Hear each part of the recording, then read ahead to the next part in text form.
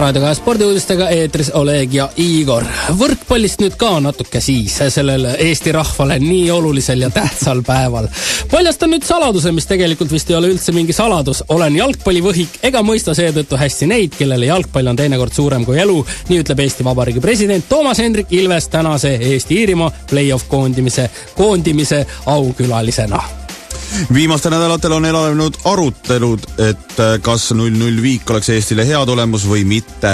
Üldiselt on jõutud üksmeelele, on küll, aga selleni jõudmiseks leidub ka lihtsamaid mooduseid kui tuline pallilahing. Julianus Inkasso juhatuse esimees Ülar Maapalu. Kavatseme enne mängu ASFCF Lilleküla jalgpallistaadionid väravad võlgade katteks konfiskeerida.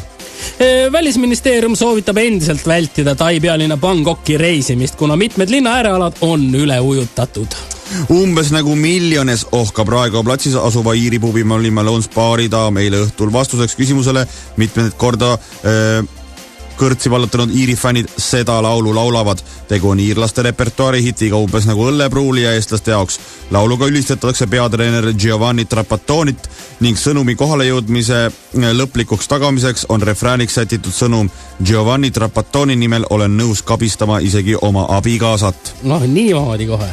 Joel Lindpere koduklubi New York Red Bulls fänne koondav veebilehekülg metrofanatic.com valis eestlase aasta kangelaseks. Fännid valist igal nädal meeskonna kangelase ning Lindpere sai tiitli 5 korral. Thierry Henry pälvis sama tiitli ainult 4 korral.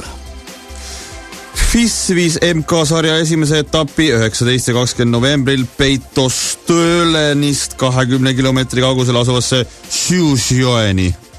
Ning natukene ka Eesti rahvusspordialast tänasel tähtsal päeval, nimelt suusatamisest. Rootsi suusalegend Gunde Svan vaevleb salapärase haiguse käes. Viimase 4 kuuga on Svan kõvasti kaalust alla võtnud lisaks vaevlust õhupuuduse, palaviku ja nohu käes. Nohu ja köha kannataksin ära, aga see surve rinnus, see tundub imelik.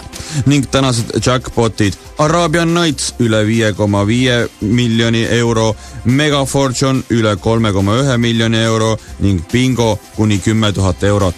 Nii palju täna spordist. Lõpetuseks ütleksin kogu Eesti rahvale, et võrkpall on võrratu.